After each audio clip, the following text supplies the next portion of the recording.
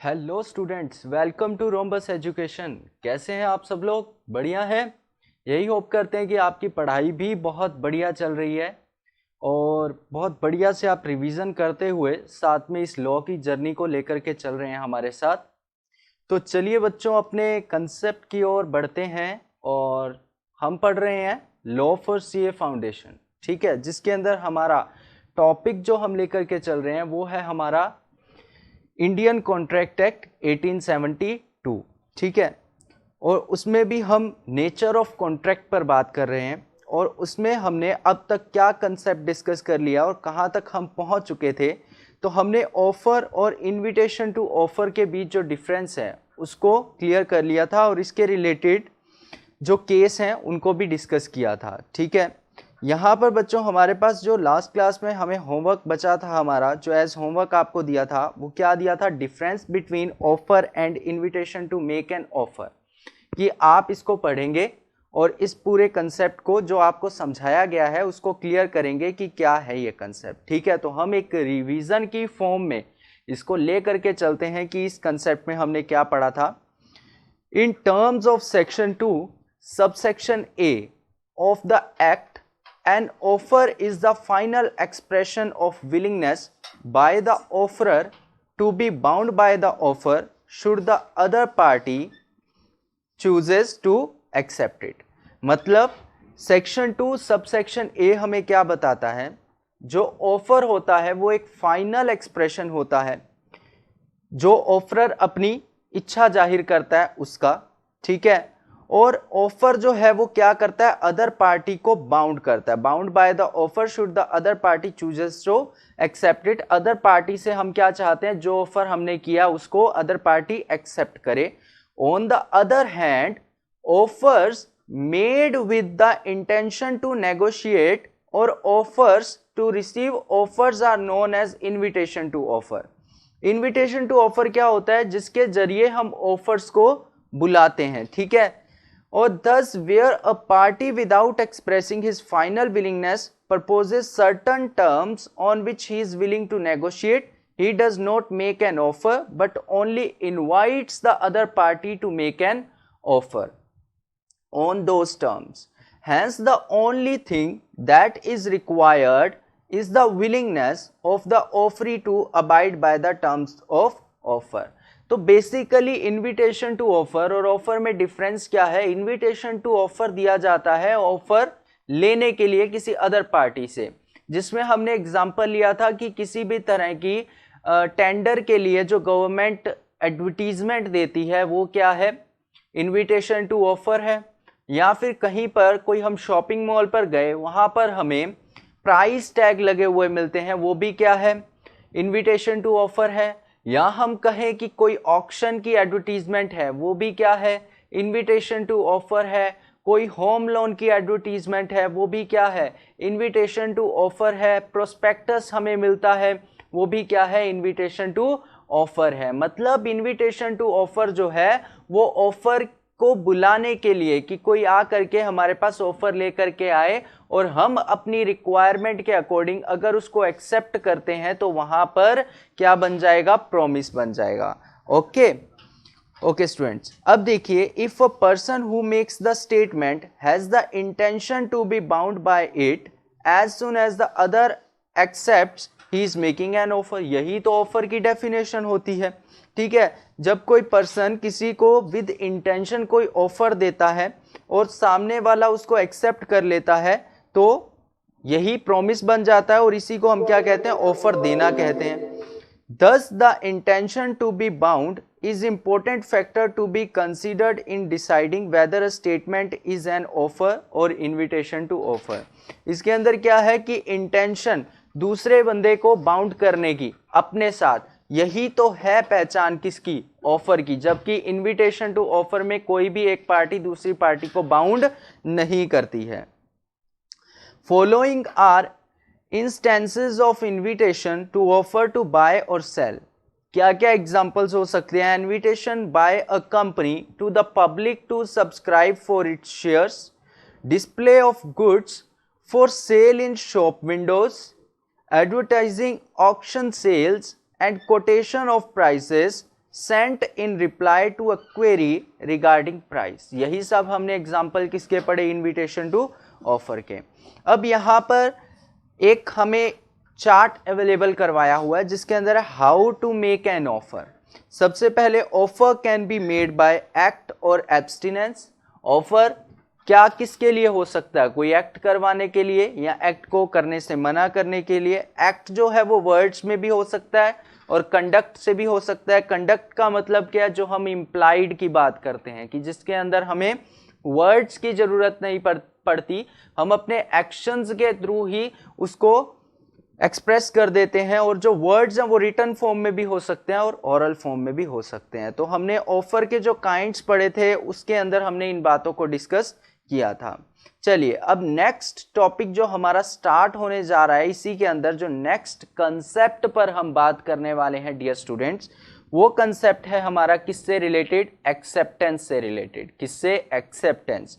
तो एक्सेप्टेंस की डेफिनेशन आपने कौन से सेक्शन में पढ़ी, एक्सेप्टेंस की डेफिनेशन आपने कौन से सेक्शन में पढ़ी, आप याद कीजिए। आपने ये डेफिनेशन पढ़ी थी सेक्शन 2 सबसेक्शन बी में। ऑफर की डेफिनेशन हमने पढ़ी थी सेक्शन 2 सबसेक्शन ए में।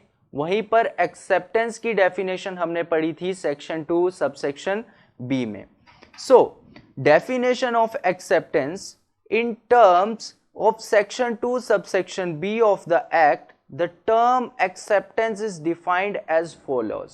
जो डेफिनेशन एक्सेप्टेंस की सेक्शन 2 सबसेक्शन ए हमें प्रोवाइड करवाता है वो डेफिनेशन क्या है, when the person to whom the proposal is made signifies his assent thereto, proposal is said to be accepted।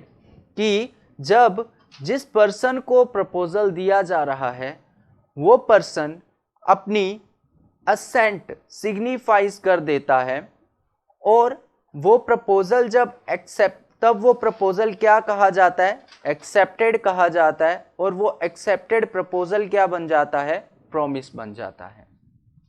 आपको यहां पर मिलने वाली टर्म्स पर थोड़ा सा ध्यान देना है। सबसे पहले क्या दिया गया बच्चों, सबसे पहले हमें मिला प्रपोजल। प्रपोजल के बाद उस पर्सन ने अपनी असेंट दी। जब उसने अपनी असेंट दी तो वो प्रपोजल क्या हो गया, वो प्रपोजल एक्सेप्टेड हो गया। और जब वो प्रपोजल एक्सेप्टेड हो गया, वो ऑफर एक्सेप्टेड हो गया, तो वो क्या बन गया, वो प्रॉमिस बन गया। क्या बन गया, प्रॉमिस बन गया। इसके अंदर ये बहुत ही इंपॉर्टेंट है यहाँ से लेकर के यहाँ वाली प्रोसेस, क्योंकि इसी के बाद जब ये इनका सेट बन जाएगा प्रोमिसेस का, तो आगे बनेगा क्या, एग्रीमेंट। और जब एग्रीमेंट क्रिएट होगा और उसके अंदर एनफोर्सिबिलिटी बाय लॉ होगी, तब बच्चों वहां पर क्या क्रिएट होगा, हमारा कॉन्ट्रैक्ट क्रिएट होगा। बात समझे आप, यही तो प्रोसेस है ना हमारी कॉन्ट्रैक्ट को क्रिएट करने की, कॉन्ट्रैक्ट को बनाने की। ऑलराइट, चलिए अब हम देखते हैं कि इन टर्म्स को आपको ध्यान में रखने को क्यों कहा गया है। कौन कौन सी टर्म्स, एक प्रपोजल, दूसरी यहाँ पर है एक्सेप्टेंस और प्रॉमिस। ये तीन टर्म्स अपने आप में बहुत ज़्यादा जुड़ी हुई हैं, क्योंकि ये जर्नी स्टार्ट होती है प्रपोजल से और प्रॉमिस पर जाकर के बहुत कॉन्ट्रैक्ट की बहुत अच्छी नींव वहाँ पर पड़ जाती है और वहाँ पर ये डिसाइड हो जाता है कि अब कॉन्ट्रैक्ट बनेगा ही बनेगा। ऑलराइट, चलिए बहुत अच्छी एक बात आगे है। अब सबसे पहले हम यहाँ पर सबसे पहले जिस बात पर हम बात करेंगे इन तीनों टर्म्स को लेकर के, वो हम बाद में करते हैं। पहले हम इस डेफिनेशन को एनालाइज कर लेते हैं। When the person to whom proposal is made, सबसे पहले तो ये जरूरी है कि जिसको प्रपोजल दिया जा रहा है वही एक्सेप्ट करे। राइट, ये कौन से केस से रिलेटेड बात है, ये हमारा बुल्टन वर्सेस जोन्स वाला जो केस हमने डिस्कस किया था, जिसके अंदर की स्पेसिफिक पर्सन से एक्सेप्टेंस की बात की गई थी। For example, if A offers to sell his car to B for ₹2 lakh, here proposal is made to B. जहां पर कि ये कहा गया है कि ए ऑफर देता है बी को अपनी कार बेचने का 2 लाख रुपए में, वो प्रपोजल किसको दिया गया है, स्पेसिफिकली बी को ही दिया गया है। ठीक है, the person to whom proposal is made, that is B in the above example, and if B signifies his assent on that proposal. In other words, if B grants his consent on A's proposal, then we can say that B has signified his consent on the proposal made by A. ठीक है, अगर B उस A के offer के बदले में अपनी acceptance दे देता है तो वहां पर A's proposal, then we can say that B has signified his consent on the proposal made by A. अगर B उसको ग्रांट कर देता है तो हम क्या कहेंगे कि B ने उसके प्रपोजल को क्या कर लिया है, एक्सेप्ट कर लिया है. When B has signified his consent on that proposal, we can say that the proposal has been accepted, right?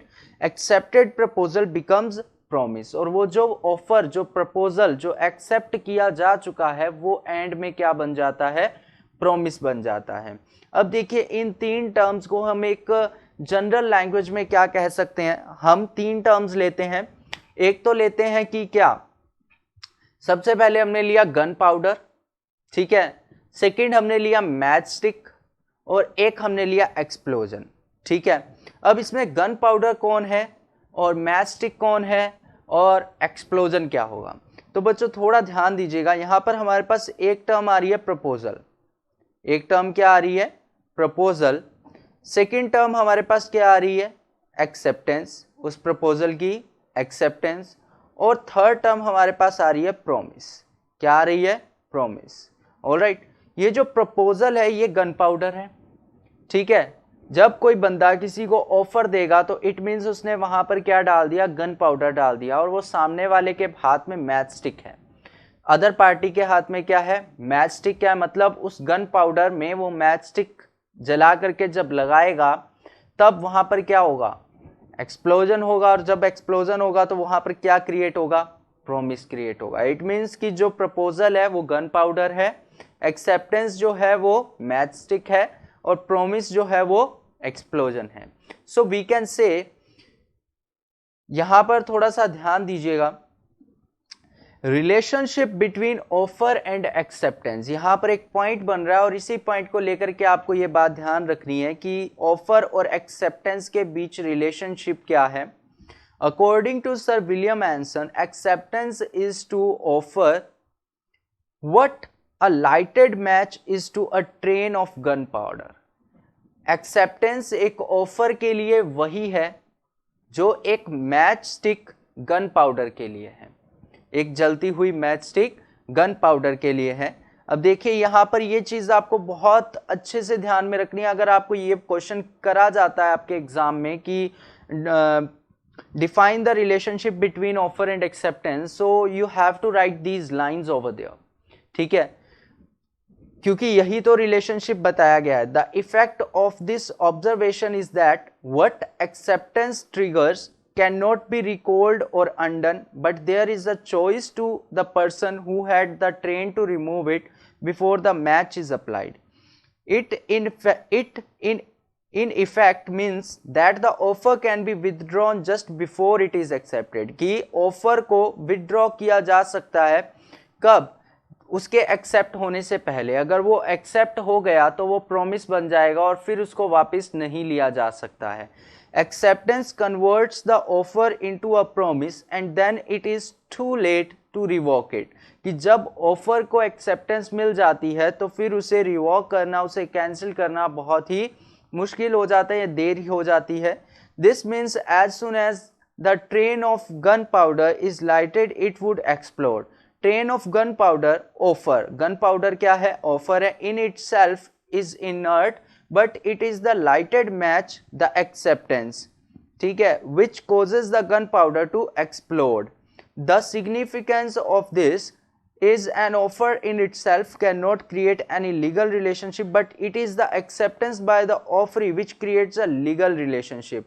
Once an offer is accepted, it becomes a promise and cannot be withdrawn or revoked. An offer remains an offer so long as it is not accepted but becomes a contract as soon as it is accepted.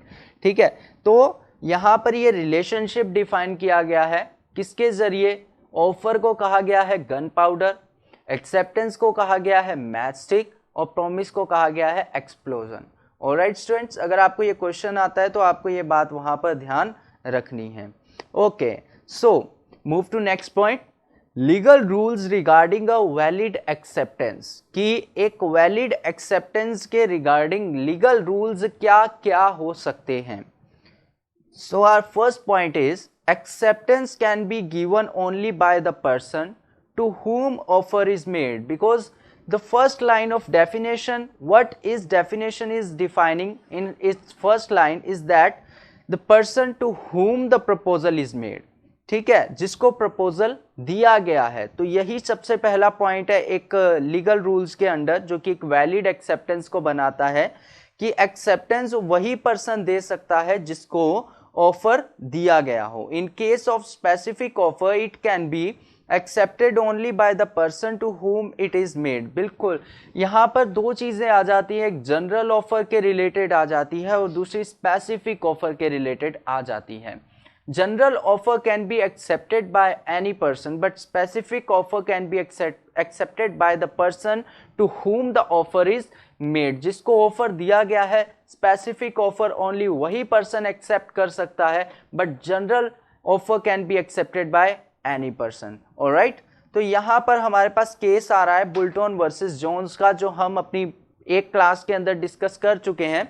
इसको हम एक बार short में देख लेते हैं कि कोई Z नाम का पर्सन है, उसका लेदर का बिजनेस है और उसने एक एग्रीमेंट साइन किया किसके साथ, जोन्स के साथ, जे के साथ, कि वो उसको जोन्स जो है वो उससे 50 फीट लेदर परचेज करेगा. ऑलराइट, बट यहाँ पर जो है एक्सेप्टेंस होने से पहले जे ने ऑफर दिया था कि वो उससे 50 फीट जो है वो लेदर परचेज करना चाहता है, और यहाँ पर जेड ने अपना बिजनेस जो है वो बुल्टन को बेच दिया. ठीक है, बुल्टन को बेच दिया, तो अब जो बिजनेस का जो राइट आ गए सारे, वो किसके पास आ गए, बुल्टन के पास. अब बुल्टन ने जे को कहा कि क्या वो आप एग्जीक्यूट नहीं करेंगे, तो जे ने मना कर दिया कि मैंने ऑफर जो है वो जेड को दिया था, so I want the acceptance from Z. I don't have given the offer to you, so I can't make a contract with you. Alright, so यहाँ पर उसने जो ऑफर दिया था वो एक स्पेसिफिक पर्सन को दिया था और वो एक्सेप्टेंस भी उसी पर्सन से चाहता है, तो यहाँ पर वो कॉन्ट्रैक्ट एग्जीक्यूट नहीं हो पाया. ठीक है, तो ये जो केस था स्पेसिफिक पर्सन या स्पेसिफिक ऑफर को लेकर के था बुल्टन वर्सेस जोन्स का. ओके, जिसका हम डिसीजन अपनी पहली क्लास के अंदर, एक क्लास में हमने इसको कंप्लीटली डिस्कस किया था. ठीक है, वहां पर हम डिस्कस कर चुके थे. चलिए हम देख लेते हैं कि इसका डिसीजन क्या था उस क्लास में चल करके, कि हमने जहां पर इसको लिया था केस को. ठीक है, यहाँ पर ये केस हमें मिलेगा. Okay, this here Boulton versus Jones. So ध्यान दीजिएगा, यहाँ पर हमने कहा कि जेड का बिजनेस था लेदर का, और जोन्स ने कहा कि वो उससे परचेज करेगा 50 फीट लेदर, और जेड ने अपना जो बिजनेस है वो बुल्टन को बेच दिया, और जोन्स ने बाद में बुल्टन के साथ वो कॉन्ट्रैक्ट करने से मना कर दिया. ठीक है, जब इसने कॉन्ट्रैक्ट करने से मना कर दिया, तब बुल्टन ने उस पर केस कर दिया, और डिसीजन क्या आया उस डिसीजन को देखिए. Decision is very important. It was held that where an offer is made to specified person, it is the specific offer, only the person can accept such specific offer as it is a specific or special or exclusive offer to him. J can refuse to accept the latter as he had not made offer to Bulton. Okay, so when an offer is made to a specific person, then it can be accepted by only that person, no other person. Alright, ये हमने दोबारा इसको case को revise कर लिया है. यहाँ पर जिन बच्चों ने नहीं पढ़ा था या जो रह गए थे पढ़ने से, उनको यहाँ पर एक बार रिवाइज करवा दिया गया है. इन case of general offer it can be accepted by any person who has the knowledge of the offer. Okay, अब जनरल ऑफर में भी वही पर्सन एक्सेप्ट कर सकता है जिसको उस ऑफर की क्या हो, नॉलेज हो. अगर वो पर्सन के नॉलेज में ऑफर नहीं है तो वो पर्सन उस ऑफर को एक्सेप्ट नहीं कर सकता. Even though we say that general offer can be accepted by any person, but there is one condition that the person who is accepting the offer, उस पर्सन की नॉलेज में वो offer होना चाहिए. ऑलराइट, यहाँ पर एक केस है Carlill versus carbolic smoke ball company. इसको भी हम डिस्कस कर चुके हैं अपनी क्लास के अंदर. और जो पॉइंट बोला गया है कि जो भी पर्सन जनरल ऑफर को एक्सेप्ट कर रहा है उसकी नॉलेज में ऑफर होना चाहिए, वो केस था गौरी दत्त वर्सेस लालमन शुक्ला का जो केस था, जो हम अपनी क्लास में डिस्कस कर चुके थे। ठीक है, गौरी दत्त वर्सेस लालमन शुक्ला का जो केस था उसको भी हम डिस्कस कर चुके थे। ठीक है बच्चों, यहाँ पर हमें जो हमारा केस है, ओके, यहाँ पर आपको दिखा देते हैं कि वो केस हमें कहाँ पर मिल रहा है। So here is Carlill versus Carbolic Smoke Ball Company. जल्दी से इसका डिसीजन रीड कर लीजिए। It was held that the advertisement did not require any communication of compliance of the condition, it was not necessary to communicate the same. इसके अंदर क्या था, कोई कार्लिल नाम की लेडी थी, उस कार्बोलिक स्मोकबॉल कंपनी ने कुछ स्मोकबॉल निकाली थी, प्रोडक्ट था उनका, जिसमें उन्होंने कहा था कि मतलब मॉस्किटोज भगाने के लिए वो था, और उन्होंने कहा जो भी इसको यूज़ करेगा, अगर वो इसके यूज़ करने के बाद इन्फ्लुएंजा से कॉन्ट्रैक्टेड हो जाता है तो ये कंपनी जो है कार्बोलिक स्मोकबॉल कंपनी, वो उसको कंपनसेशन देगी। ठीक है, और जो कार्लिल नाम की लेडी थी उसने यूज़ किया एज पर डायरेक्शंस, और वो इन्फ्लुएंजा से कॉन्ट्रैक्टेड हो गई, और उसने मतलब क्लेम किया तो कंपनी ने मना कर दिया, तो उसने केस फाइल किया, तो उसी के हक में, कार्लिल के हक में वो डिसीजन आया। So Mrs Carlill was entitled to a reward of 100 pound as she had perform the condition for acceptance. But general offer के लिए भी क्या जरूरी है स्टूडेंट्स, जनरल ऑफर के लिए भी ये जरूरी है कि जो ऑफर को एक्सेप्ट करने की बात कह रहा है, जब ऑफर जारी किया गया तब उसकी नॉलेज में वो ऑफर होना चाहिए, जब वो कंडीशन, वो एक्शन चल रहा हो उस टाइम पे वो ऑफर उसकी नॉलेज में होना चाहिए। अगर वो ऑफर उसकी नॉलेज में नहीं है तो उसको एक्सेप्टेंस नहीं माना जा सकता है।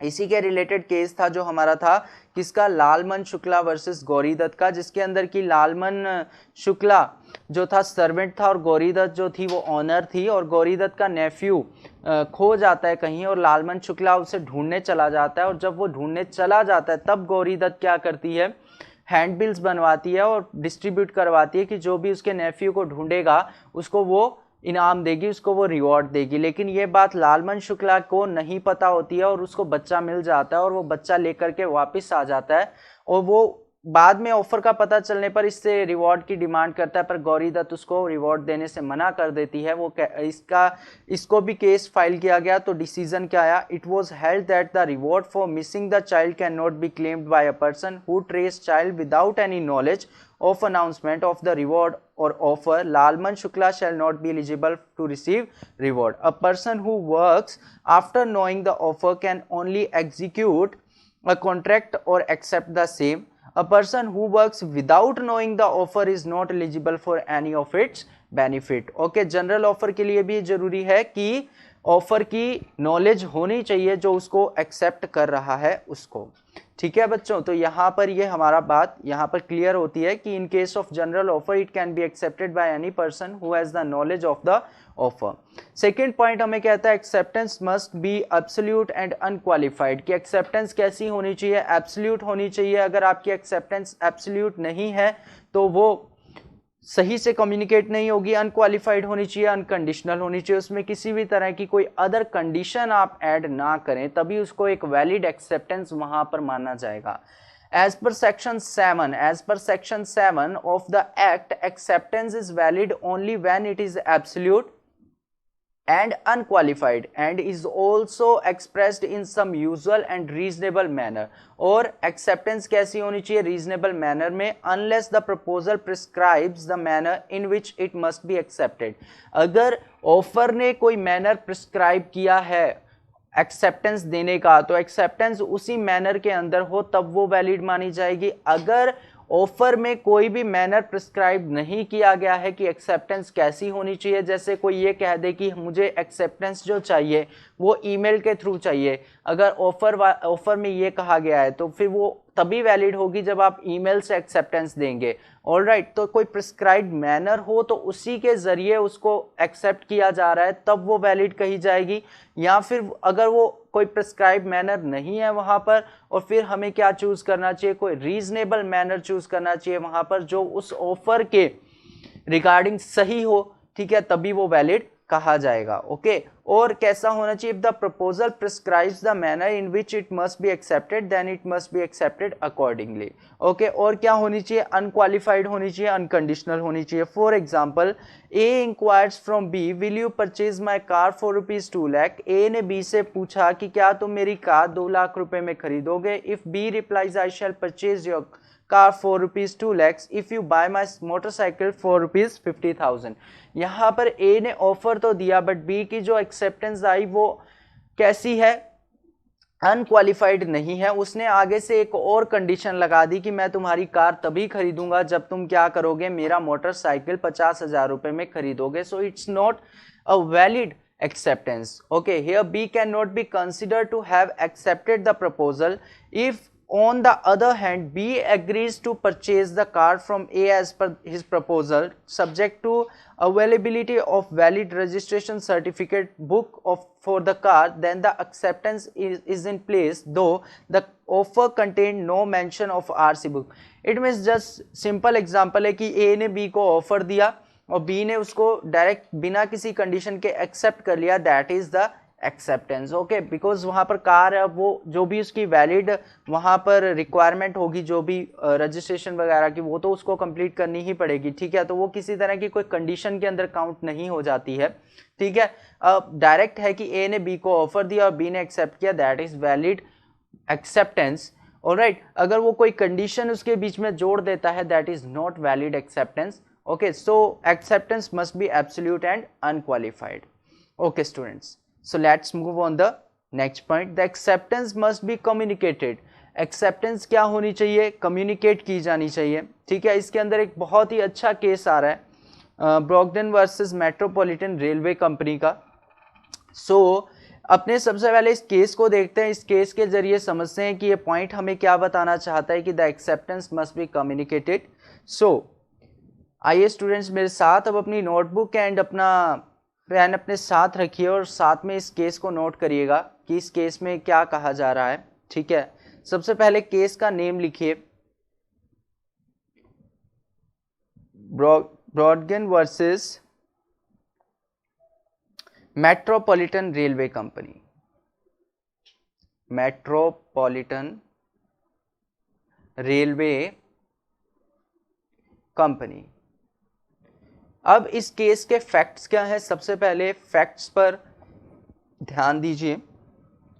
इसके अंदर एक रेलवे कंपनी है, ठीक है, और एक ब्रॉडगन नाम की कोई कंपनी है। ये इसको कॉल सप्लाई करती है, ये इसको कॉल सप्लाई करती है और इसने इसको मतलब एक ऑफ़र भेजा इसके मैनेजर को, जो रेलवे कंपनी है इसके मैनेजर को, और इसके मैनेजर ने वो ऑफ़र जो था, वो जो इसको ऑफ़र मिला था इसके मैनेजर को, वो ऑफ़र उस मैनेजर ने अप्रूव कर दिया, एक्सेप्ट कर दिया।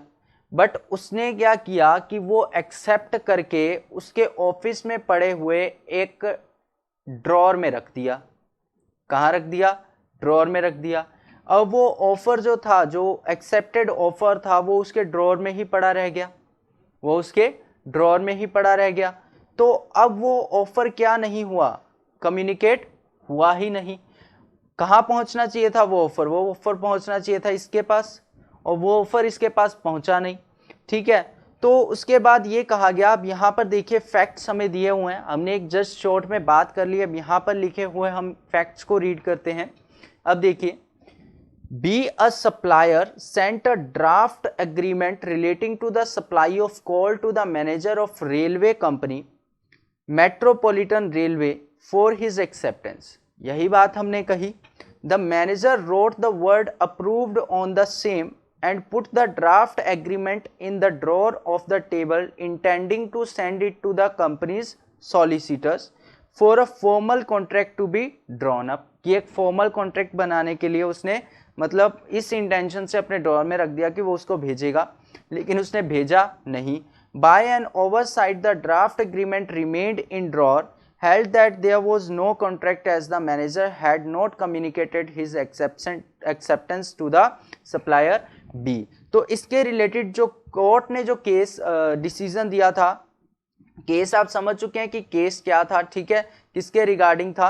और अब इसका डिसीजन कोर्ट ने क्या दिया था उसको देखिए जरा, मेरे साथ साथ नोट करिएगा कि क्या डिसीजन दिया गया था, ठीक है। Decision of the court, decision of the court, तो क्या डिसीजन था, लिखिए।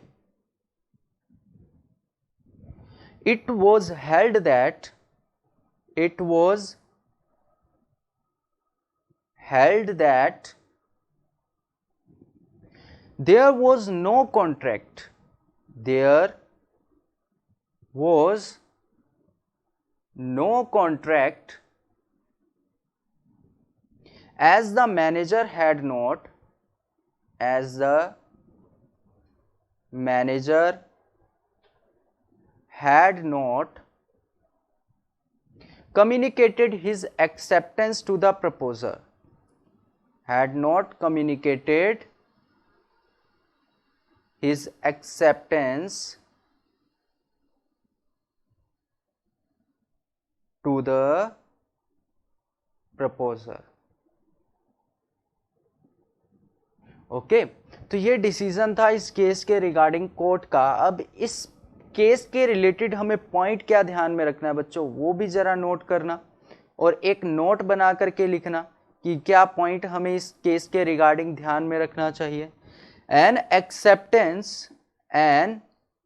Acceptance should be communicated, should be communicated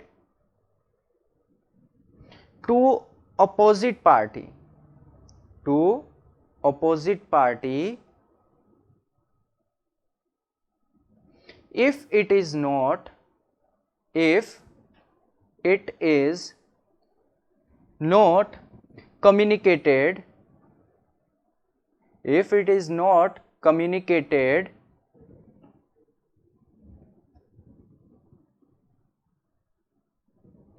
it is not acceptance, it is not acceptance। अगर वो कम्युनिकेट नहीं किया गया तो इसको एक्सेप्टेंस नहीं माना जाएगा।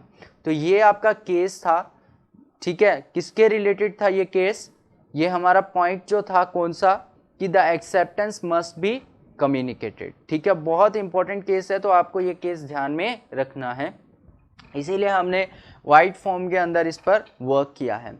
तो conclude a contract between the parties, the acceptance must be communicated in some perceptible, perceptible मतलब किसी भी तरह से क्लियर फॉर्म के अंदर, एनी कंडीशनल एक्सेप्टेंस और एक्सेप्टेंस विद वेरिंग और to deviant conditions is no acceptance. अगर उसके अंदर मतलब एक्सेप्टेंस कंडीशनल है या बहुत ज़्यादा डेविएशंस उसके अंदर हैं तो उसको मतलब एक्सेप्टेंस नहीं माना जाता। Such conditional acceptance is a counter proposal and has to be accepted by the proposer. Counter offer पढ़ा हुआ है हमने। If the original proposer has to materialise into a contract, अगर हम उस ओरिजिनल प्रपोजल को कॉन्ट्रैक्ट बनाना चाहते हैं और अगर उसको ओरिजिनल प्रपोजल में कोई कंडीशन लगा दी जाती है तो वो क्या करना पड़ेगा, उसको पहले दोनों पार्टीज में से किसी ना किसी की तरफ से एक्सेप्ट करना पड़ेगा, तभी वो क्या बन पाएगा, आगे बढ़ पाएगा, ठीक है, उस कॉन्ट्रैक्ट बन पाएगा। Further when a proposal is accepted the offeree must have the knowledge of the offer to made to him. बिल्कुल वही बात यहाँ पर पॉइंट उन्होंने ऐड कर दिया कि ऑफरी को क्या होनी चाहिए, उसकी नॉलेज होनी चाहिए जो ऑफर ने ऑफर दिया है, ठीक है, तब उसको एक्सेप्ट कर सकता है वो। If he does not have the knowledge there can be no acceptance, the acceptance must relate specifically to the offer made, then only it can materialize into a contract। the above points will clearer from the following example, जो कि हमने discuss कर लिया इस case को, ठीक है। चलिए आगे बढ़े अपने। अब अगला पॉइंट हमें ये कहा जा रहा है कि M offered to sell his land to N for 280 pound and replied purporting to accept the offer but enclosed a check for 80 pound only. He promised to pay the balance of 200 pound by monthly installments of 50 pound each. It was held that N could not enforce his acceptance because it was not an unqualified one। अगर offer देने वाले को कोई problem नहीं है इसके अंदर, ठीक है ना, तो वो क्या माना जाएगा, मतलब एक्सेप्ट अगर उसको कर लिया जाए तो ओके है, अदरवाइज ये इसमें क्या जुड़ चुकी है, एक कंडीशन जुड़ चुकी है और इसको सही एक्सेप्टेंस नहीं माना जाएगा। कि उसने कहा पहले तो जो लैंड सेल करने का हुआ था 280 में, और फिर उसने कह दिया कि वो उसने पहले चेक दिया 80 पाउंड का, फिर उसने कहा कि जो बचे हुए 200 पाउंड है वो 50 पाउंड की इंस्टॉलमेंट में वो देगा। तो ये कंडीशन जब ऑफर दिया गया था तब ऐड नहीं की गई थी, ठीक है, और बाद में ये ऐड की गई है, तो ये कंडीशनल एक्सेप्टेंस वहां पर हो जाती है एन की तरफ से एम को, ठीक है। A offers to sell his house to B for rupees 1 lakh. B replied that I can pay 80,000 for it. The offer of A is rejected by B as the acceptance is not qualified. अब देखो उसने 1 लाख रुपए में घर बेचने की बात की थी, अब उसने कहा कि मैं 80,000 पे कर सकता हूँ, ठीक है। तो यहाँ पर कंडीशन लग गई कि नहीं लग गई, वो पहले वाला प्रपोजल तो वहां पर रिजेक्ट हो गया जो 1 लाख रुपीज वाला था, यहाँ पर तो बी की तरफ से ए को एक नया प्रपोजल दे दिया गया, आई can pay 80,000 rupees. So if A accept it then it can become a contract, okay. If A rejects then it will not become a contract, ठीक है। B however changes his mind and is prepared to pay rupees 1 lakh. This is also treated as counter offer and it is up to A whether to accept it or not. अब फिर से उसने मतलब जो B है वो मान गया कि वो 1 लाख रुपए में घर ले लेगा, लेकिन अब ये A पर डिपेंड करता है कि वो उसको 1 लाख रुपए में बेचने को तैयार है या नहीं है। Where an offer made by the intended offeree without the knowledge that an offer has been made to him cannot be deemed as an acceptance thereto. Okay, a mere variation in the language not involving any difference in substance would not make the acceptance ineffective. Fourth point हमें ये कहता है acceptance must B in the prescribe mode, okay.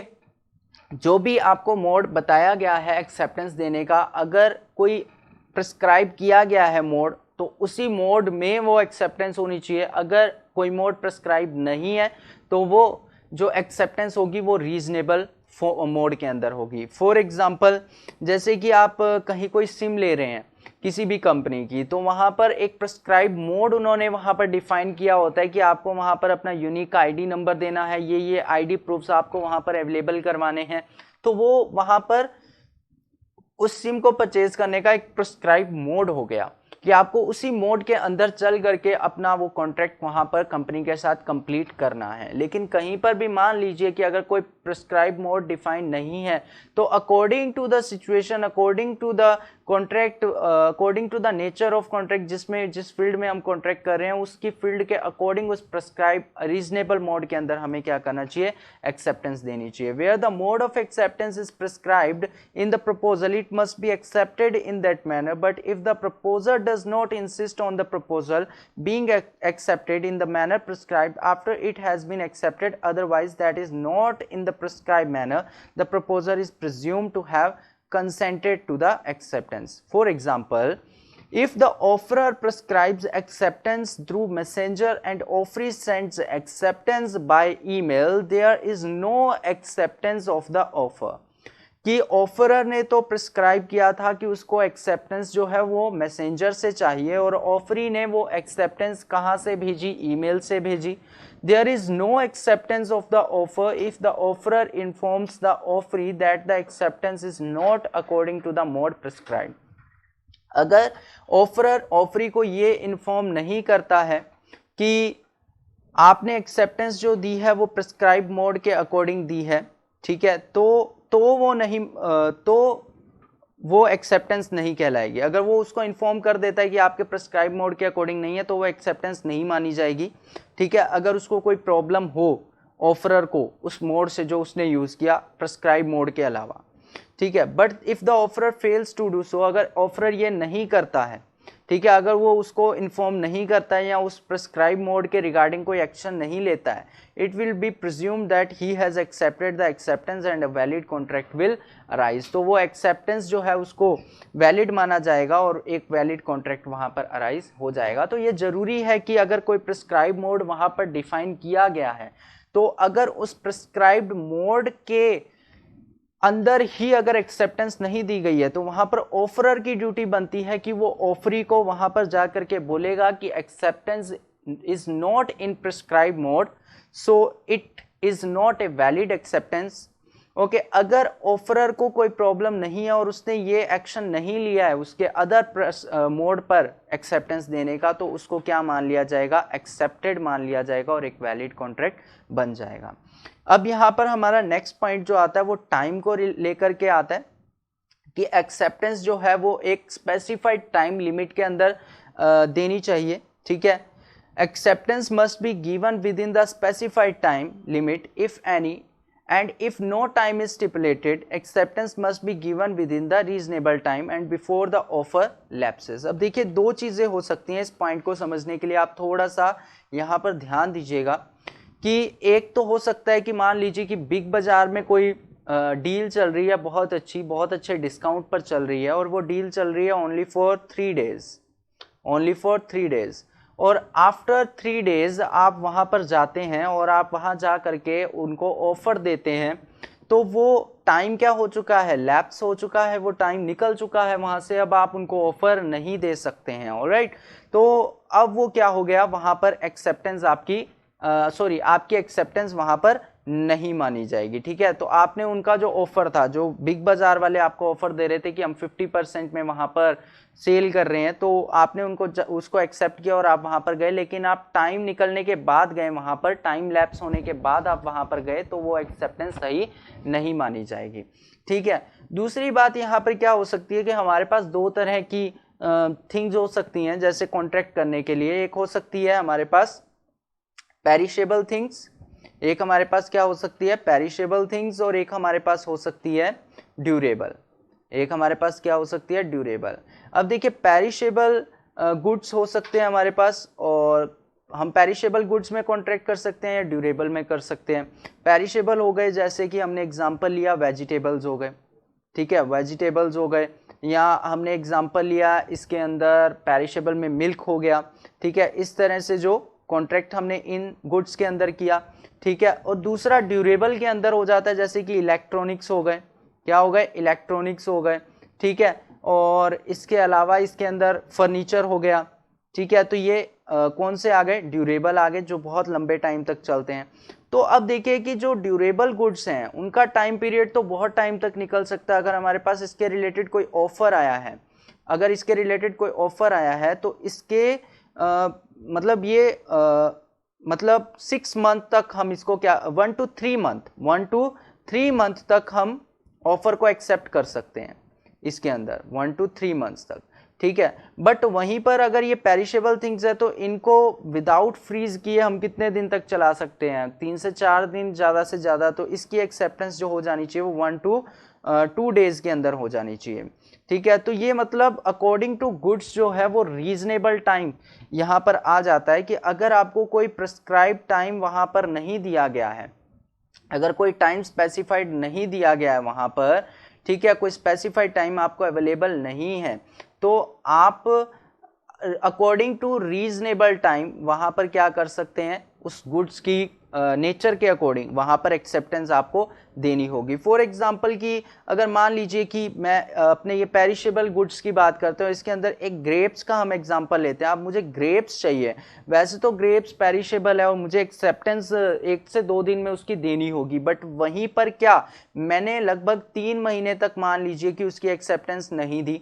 क्यों नहीं दी, क्योंकि मुझे उन grapes का यूज़ जो है वो वाइन बनाने में करना है। अगर मुझे उसका यूज़ वाइन बनाने में करना है, इट मीन्स कि वो अकॉर्डिंग टू सिचुएशन हो गया कि हमने अपनी रीजनेबल टाइम के अकॉर्डिंग उसको काउंट कर लिया वहाँ पर। तो according to situation, according to your need, आपको रीजनेबल टाइम वहाँ पर अपना देखना होगा कि क्या रीजनेबल टाइम हो सकता है, अगर वहाँ पर कोई एक्सेप्टेंस देने का स्पेसिफाइड टाइम मेंशन नहीं है, ठीक है। तो इस बात को आप अच्छे से समझ गए होंगे। हम इस पॉइंट को देख लेते हैं। Acceptance must be given within the specified time limit if any, and if no time is stipulated, acceptance must be given within the reasonable time and before the offer lapses. Lapse होने की भी बात हमने कर ली। What is reasonable time is now where defined in the law and thus would depend on facts and circumstances.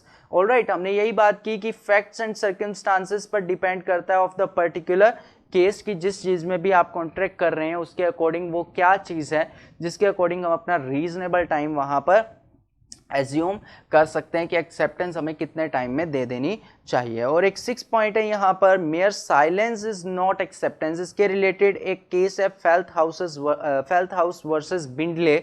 सो ये case है आपका homework, आप इस केस पर रिसर्च करेंगे कि ये केस क्या है, फेल्थ हाउस वर्सेस बिंडले, और इस पॉइंट से इस केस का क्या रिलेशन है, mayor silence is not acceptance. Okay, so this is your homework. आप ये ढूंढेंगे, इस केस को पढ़ेंगे कि क्या है ये केस, इसके फैक्ट्स क्या हैं, इसका डिसीजन क्या है कोर्ट का, ठीक है। और आगे की क्लास में आगे का जो कंसेप्ट है वो हम मिल करके करेंगे नेक्स्ट क्लास में डिस्कस, ठीक है। आगे कुछ पॉइंट्स और हैं और नेक्स्ट जो टॉपिक हमारा वो communication of offer and acceptance होगा। लेकिन अभी के लिए आपका जो होमवर्क है वो फेल्थ हाउस वर्सेस बिंडले का है, तो आप इसको रीड करिए, सर्च करिए। मिलते हैं आपसे नेक्स्ट क्लास में, तब तक के लिए खुश रहिए, take care, goodbye, God bless you.